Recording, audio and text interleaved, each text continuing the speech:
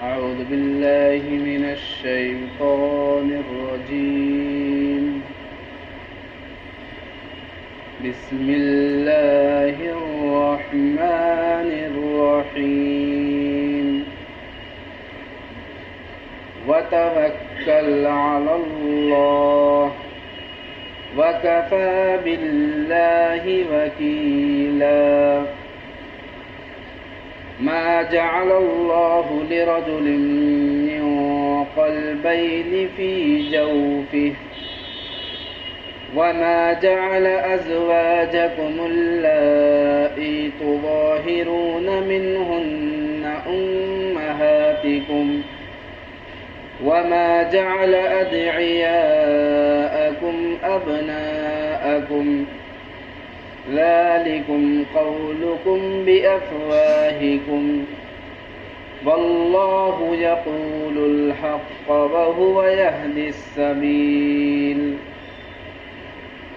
ادعوهم لآبائهم هو أقسط عند الله فإن لم تعلموا آباءهم فإخوانكم في الدين ومواليكم وليس عليكم جناح فيما أخطأتم به ولكن ما تعمدت قلوبكم وكان الله غفورا رحيما.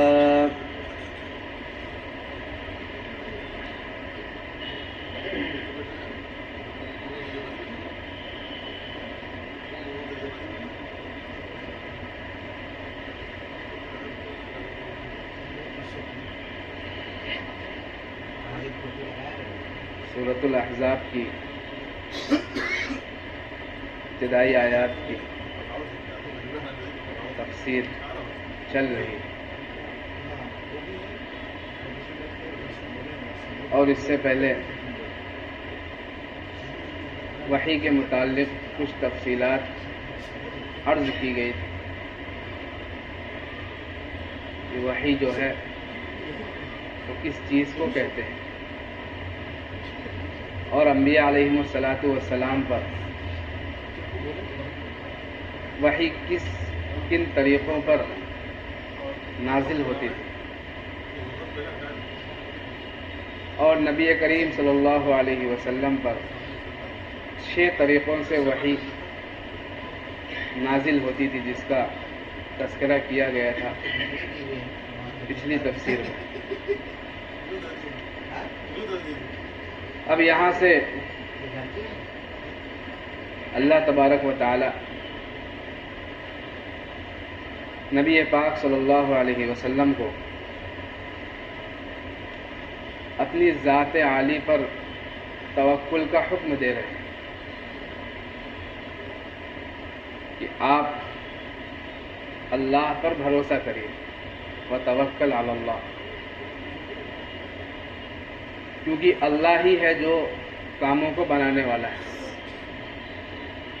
اسی لیے اگلے جملے میں کہا وکفا باللہ وکیلا، کہ اللہ کام بنانے کے لیے جو ہے وہ کافی ہے. لیکن بھروسہ جو ہونا چاہیے وہ اللہ کی ذات پر ہونا چاہیے.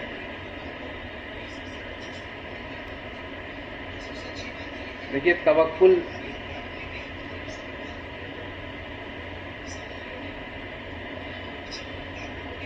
بعض لوگ یہ سمجھتے ہیں کہ توکل اسباب اور تدبیروں کو چھوڑنے کا نام ہے. یعنی ہر معاملے میں کوئی بھی معاملہ اس میں تمام دنیاوی اسباب کو چھوڑ دیا جائے، ترک کر دیا جائے، تمام تدبیروں کو، تمام پلاننگ کو چھوڑ کر صرف اللہ کی ذات پر بھروسہ کیا جائے. تو یہ بعض لوگ کا خیال ہے، لیکن اسلام جو ہے اس کی تعلیم نہیں دیتا، کیونکہ دنیا جو ہے وہ دار الاسباب ہے اور اللہ نے ہر چیز کو سبب کے ساتھ جوڑا ہے.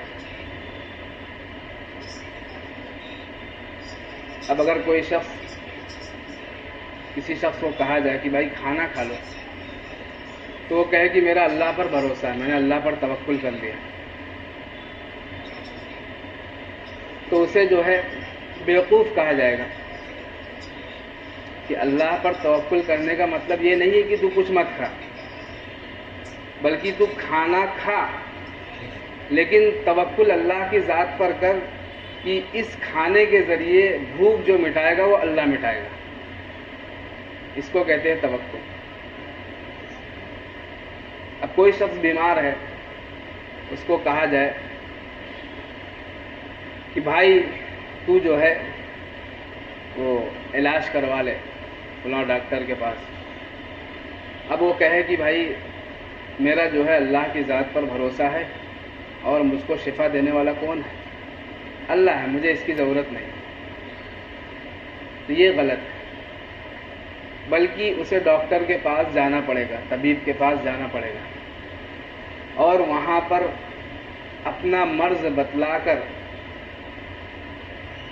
اپنے لیے دوا لینا ہوگا اور پھر اس دوا کو کھانا ہوگا، اور طبیب نے جو پرہیز بتلایا ہے اس پر عمل کرنا ہوگا، اور یہ سب کر کے اللہ پر بھروسہ کرنا ہوگا کہ میں نے سبب تو اختیار کر لیا، ذریعہ میں نے اختیار کر لیا کہ میں نے دوا لے لی، پرہیز کر لیا، لیکن اب جو شفا دے گا وہ اللہ تبارک و تعالیٰ شفا دے گا.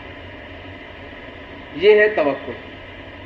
نہ کہ یہ کہ لوگ یہ سمجھے کہ بالکل ہی اسباب کو کیا کر دیا جائے، چھوڑ دیا جائے. کیونکہ اللہ نے دنیا کو کس کے ساتھ جوڑا ہے؟ اسباب کے ساتھ جوڑا ہے. ہر چیز سبب کے ساتھ بدی ہوئی ہے. یہ سبب اختیار کرو گے تو یہ کام ہوگا، بغیر سبب کے کوئی بھی چیز نہیں.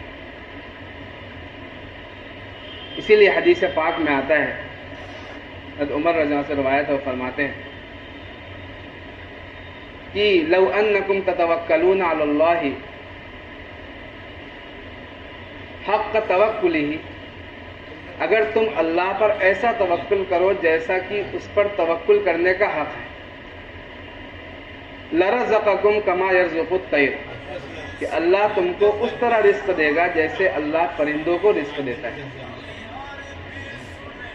اور پرندوں کو کس طرح رزق دیتا ہے اللہ؟ تغدو خماسا وتروح بطانا، کہ وہ جو ہے بھوکے صبح نکل جاتے ہیں رزق کی تلاش میں، اور جب آتے ہیں شام کو لوٹتے ہیں تو ان کا پیٹ جو ہے وہ بھرا ہوا ہوتا ہے. یعنی اس حدیث کے ذریعے اس بات کی تعلیم دی گئی ہے کہ انسان جو ہے وہ اسباب اور تدبیروں پر بھی بالکل بھروسہ نہ کرے. آج ہم دیکھتے ہیں جو دنیا دار طبقہ ہے ان کا سارا بھروسہ، سارا اعتماد کس پر ہوتا ہے؟ اسباب پر ہوتا ہے. بھائی ہم ایسا کریں گے، اس طرح مارکیٹنگ کریں گے، اس طرح کاروبار کے طریقے اختیار کریں گے تو ہماری جو ہے کمپنی کیا ہے، ترقی کرے گی. یعنی تمام توجہ اسباب پر ہے، اپنی تدبیروں پر ہے، اپنی پلاننگ پر ہے. یہ مسلمانوں کو تعلیم نہیں دی گئی، بلکہ یہ کہا گیا کہ اسباب کو اختیار کرو. جس طرح پرندے ہیں، دیکھیے پرندے اگر گھونسلے میں بیٹھ کر رہ جائیں اور باہر ہی نہ نکلے تو اب یہ بات تو غلط ہے، لیکن پرندے کیا ہو رہے ہیں؟ نکل رہے ہیں گھونسلوں سے رزق کی تلاش میں، لیکن وہ انسانوں کی طرح پلاننگ نہیں کرتے، انسانوں کی طرح تدبیریں نہیں اختیار کرتے کہ بھائی آج فلاں شہر میں جانا ہے، آج فلاں بنیے کی دکان پر جانا ہے. یہ پلاننگ نہیں. وہ نکل گئے اور روزی کون دے رہا ہے ان کو؟ اللہ دے رہا. شام کو لوٹتے ہیں تو پیٹ بھر کر آتے ہیں اور اپنے بچوں کا کھانا لے کر آتے ہیں. یعنی بالکل تدبیر میں، بالکل انسان ڈیپ میں نہ چلا جائے، بالکل گہرائی میں چلا جائے، اس کا سارا اعتماد کس پر ہو جائے؟ تدبیر پر ہو جائے. جیسے وہ واقعہ مشہور ہے شیخ چلی کا. شیخ چلی نے کیا کیا؟ اپنی تدبیر اور خیالی پلاؤ کیا کرتا رہا؟ پکاتا رہا. کہ وہ جا رہا تھا کہیں پر، اسے ایک تاجر ملا، تو اس نے کہا کہ بھائی میرے انڈے ہیں فلاں شہر سے فلاں شہر تک پہنچا دو، میں تم کو جو ہے 4 انڈے دوں گا۔ تو شرط منظور کر لی اور اس کا انڈا لے کر شیخ چلی چل دیے۔ اب سر پر تاجر کا انڈا ہے اور خیالی پلاؤ کیا ہو رہا ہے ان کا، پک رہا ہے کہ ان 4 انڈوں کو کیا کروں گا، یہ 4 انڈے جب تاجر مجھے دے گا تو میں گھر لے کر آؤں گا اور اس کو بازار میں بیچ دوں گا۔ نہیں، پہلے ان انڈے سے بچے نکلیں گے اور اس کے بعد بچوں کو بازار میں بیچ دوں گا، پھر اس سے اور انڈے خریدوں گا اور بچے نکلیں گے، پھر دھیرے دھیرے میرا کاروبار کیا ہوتا رہے گا، بڑھتا رہے گا۔ پھر دھیرے دھیرے میں بکری خرید لوں گا، اب بکری خرید لوں گا، پھر بکری دودھ دے گی، پھر دودھ بیچوں گا، پھر ایسے ہی گائے بیل خرید لوں گا۔ میرا کاروبار کیا ہو رہا ہے، وہ سوچ رہا ہے صرف میرا کاروبار کیا ہو رہا ہے، ترقی کر رہا ہے۔ گائے بیل خرید لوں گا، پھر ترقی کروں گا، پھر دکان لے لوں گا، پھر گھر بنا لوں گا اور پھر سب کچھ کر لوں گا، پھر شادی کر لوں گا، پھر میرے بچے ہو جائیں گے، اور جب میرے بچے ہو جائیں گے تو میں جاؤں گا کام کے لیے، دکان پر جاؤں گا تو میرے بچے بولیں گے کہ ابا آج کام پر مت جاؤ، تو میں بولوں گا نہ، اور نہ بولا جیسے ہی تو سارا انڈا کیا ہو گیا، پورا گر گیا۔ تو جو تاجر ساتھ میں تھا اس نے کہا ارے بیوقوف، تو نے میرا اتنا نقصان کروا دیا اتنے انڈوں کا۔ تو شیخ چلی صاحب نے کیا کہا، تیرے تو صرف انڈے گئے، میری جو ہے پوری دکانیں، پورا گھر، پورے بیوی بچے سب کیا ہو گئے، سب ضائع ہو گئے۔ تو یہ واقعہ سنانے کا مقصود یہ ہے کہ انسان صرف تدبیریں ہی نہ کرتا رہے۔ بعض لوگ ایسے رہتے ہیں کہ معاش کے لیے، رزق کے لیے وہ کوشش نہیں کرتے، خالی سوچتے رہتے ہیں کہ بھائی ہاں ادھر دکان مل جائے، ادھر کچھ کاروبار سیٹ ہو جائے تو پھر ہم کریں گے۔ بلکہ جو اللہ نے دیا، جتنا دیا ہے، چھوٹے لیول سے انسان کیا کرے، شروع کرے۔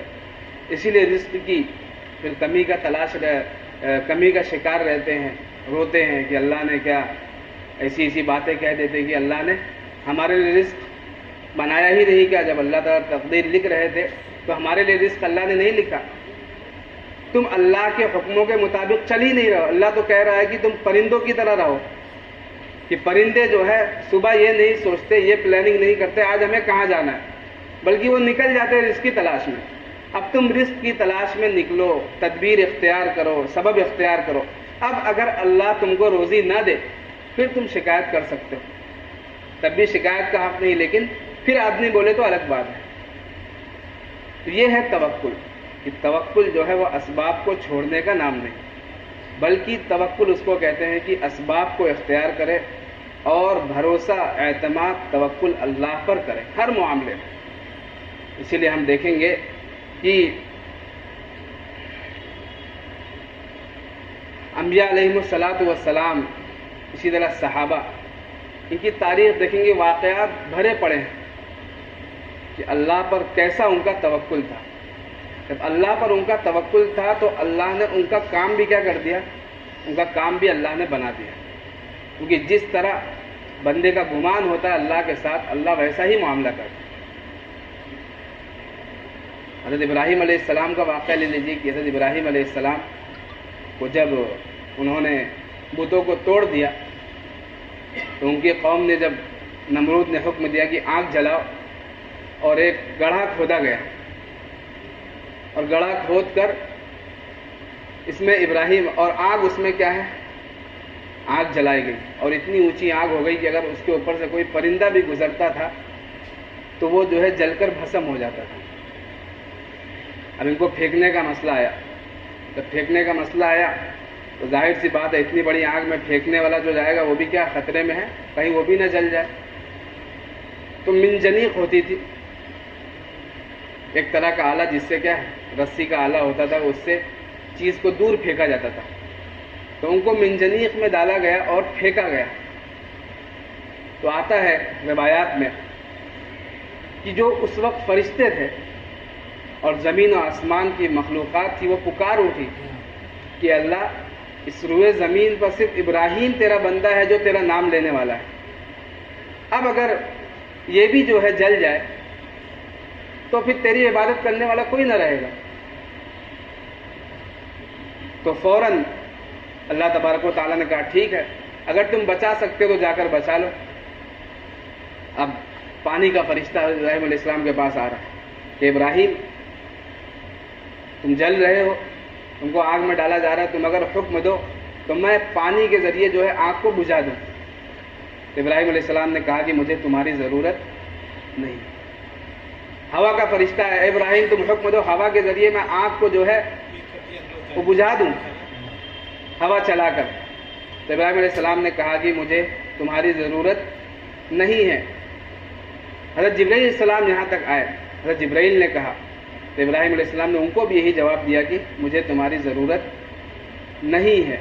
اور اس کے بعد یہ ہوا کہ اللہ تبارک و تعالیٰ کی طرف سے حکم ہو گیا۔ تو ابراہیم علیہ السلام نے اس وقت ایک جملہ کہا، حسبنا اللہ و نعم الوکیل، مجھے جو ہے وہ اللہ کافی اور بہترین کارساز ہے۔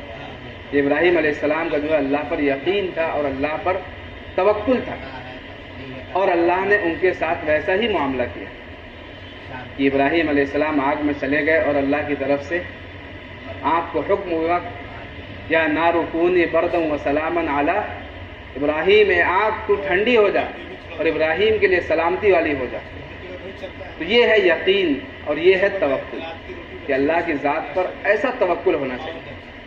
نبی صلی اللہ علیہ وسلم جب ہجرت کے لیے تشریف لے جا رہے تھے تو جب آپ غار ثور میں چھپ گئے تو کفار مکہ نے آپ کا پیچھا کیا اور پیچھا کر کے وہ غار تک جو ہے پہنچ گئے۔ جب غار تک وہ پہنچ گئے تو اللہ نے نبی صلی اللہ علیہ وسلم کی حفاظت کا یہ انتظام کیا کہ غار پر ایک کبوتری نے اپنا گھونسلہ بنا لیا اور مکڑی نے جالا بنا لیا۔ اب غار جو ہے وہ نیچے کی جانب تھا، یعنی زمین جو ہے بالکل ہموار نہیں تھی، غار نیچے تھا اور لوگ اوپر کھڑے تھے۔ تو جو بتلانے والا تھا جسے عراف کہتے ہیں، اس نے بتایا تھا، نشان قدم سے بتایا تھا کہ یہ دونوں حضرات یہیں پر گئے، تو وہ تو غار تک پہنچ گئے۔ اب حضرت ابوبکر صدیق رضی اللہ عنہ ساتھ میں تھے۔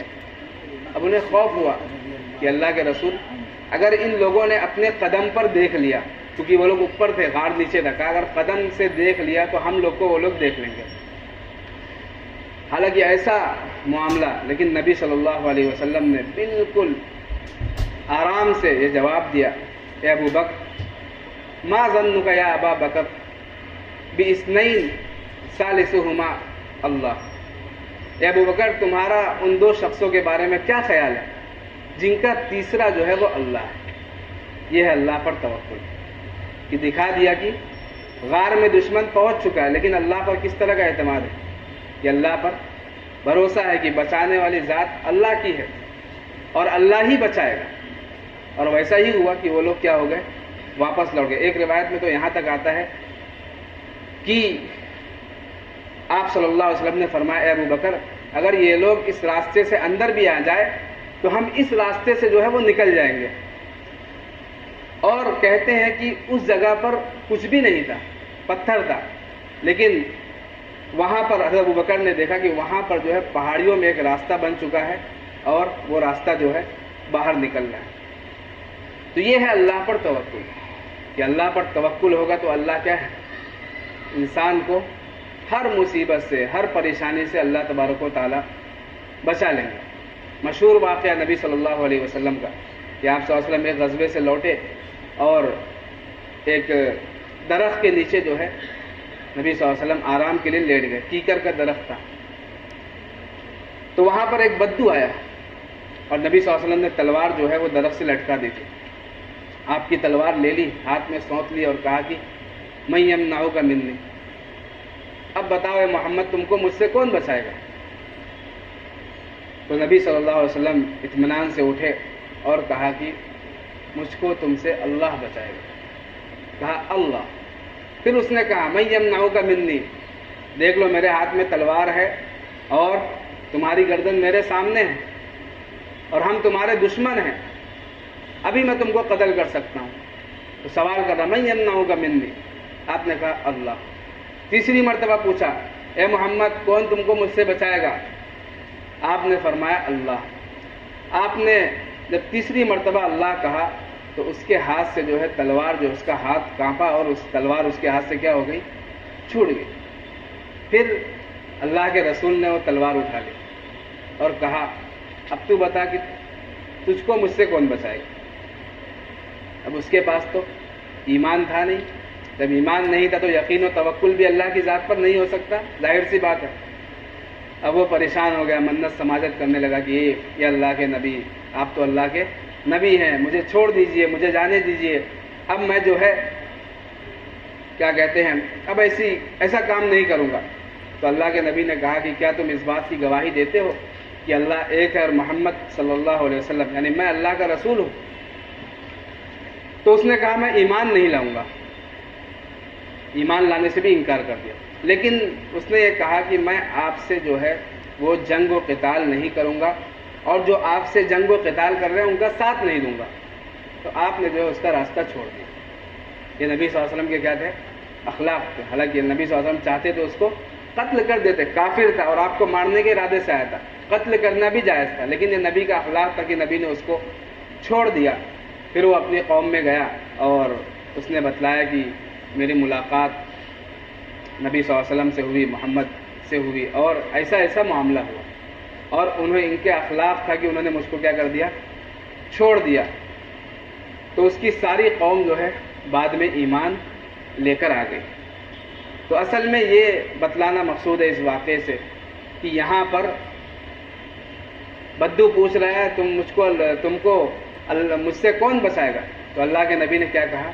اللہ بچائے گا۔ تو اللہ پر ایسا اعتماد، ایسا یقین، ایسا توکل ہونا چاہیے کہ دنیا کی کوئی بھی چیز جو ہے ہمارے لیے رکاوٹ نہ بن سکے، اور اسی کی تعلیم جو ہے ہمیں دی گئی۔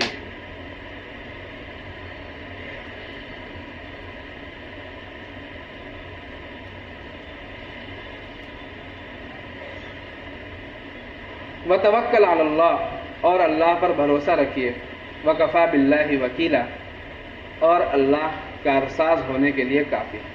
یعنی جب اللہ پر توکل کر لیں تو اللہ جو ہے کام بنانے والا اللہ کافی ہے، اس کے علاوہ کوئی کام نہیں بنا سکتا۔ تو اس آیت سے ہمیں یہی سبق ملتا ہے کہ تمام معاملات میں جو ہے وہ کوئی بھی معاملہ ہو، چاہے روزی کا ہو، چاہے اور کوئی دنیاوی معاملہ ہو، اس میں ہم سبب تو اختیار کریں، تدبیر بھی اختیار کریں، پلاننگ بھی کریں، لیکن بھروسہ جو ہے اپنی تدبیر، اپنی پلاننگ اور اپنے سبب پر نہ کریں، بلکہ یہ سمجھے کہ ہم نے سبب تو اختیار کر لیا کیونکہ اللہ کا حکم ہے۔ سبب کیوں اختیار کیا؟ کیونکہ اللہ کا حکم ہے۔ اللہ کے نبی نے فرمایا کہ یا عباد اللہ تداووا، اے اللہ کے بندو تم جو ہے دوا لو، یعنی اپنا علاج کرواؤ۔ ایسا نہیں کہا کہ تم اللہ پر بھروسہ کر کے بیٹھ جاؤ، بلکہ یہ کہا کہ تم دوا لو، اپنا علاج کرواؤ، اور اس کے بعد بھروسہ اس بات پر رکھو کہ میرا کام بنانے والا اللہ ہے۔ بہت سے لوگ جو ہیں وہ ان کا اعتماد اس طرح بیٹھ گیا ہے دوسری چیزوں پر کہ کبھی کوئی علاج وغیرہ کا معاملہ ہوتا ہے تو کیا کہتے ہیں کہ فلاں ہاسپٹل میں چلو، فلاں ڈاکٹر کے پاس جاؤ۔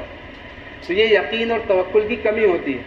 اسی لیے بعض علماء نے یہاں تک کہا ہے کہ اگر بیمار ہو تو چھوٹے ڈاکٹر کے دکھاؤ، بڑے ڈاکٹر کے پاس، بڑے ہاسپٹل میں نہ جاؤ، کیونکہ تمہارا یقین جو ہے اس ڈاکٹر کے اوپر ہے، اس ہسپتال کے اوپر ہے۔ اس ہسپتال میں جائیں گے، وہاں پر ایسا ڈاکٹر ہے، یہ پڑھائی کیا، وہ صحیح کرے گا، بلکہ تمہارا یقین یہ ہونا چاہیے کہ میں کسی بھی ڈاکٹر کے پاس جاؤں، میں اپنا سبب اختیار کر لوں، اپنی تدبیر کر لوں۔ اب شفا دینے والی ذات جو ہے وہ اللہ کی، اللہ اس چھوٹے ڈاکٹر کے ذریعے بھی شفا دے سکتا ہے، اور اللہ ہسپتال میں جا کر اس بڑے ڈاکٹر کے پاس بھی شفا نہیں دے سکتا۔ اسی لیے بہت سے لوگ ہوتے ہیں کہ کوئی بیماری ہو گئی اور علاج کہاں تک کروا لیا، بڑے بڑے ملکوں تک پہنچ گئے، لیکن جب شفا نہیں تھی تو اللہ نے کیا؟ شفا نہیں دی۔ اسی لیے یقین ہونا چاہیے کہ شفا دینے والا کون ہے؟ اللہ تبارک و تعالی ہے۔ اللہ تعالی ہم سب کو اپنی ذات پر توکل نصیب فرمائے۔ اللہم لک الحمد.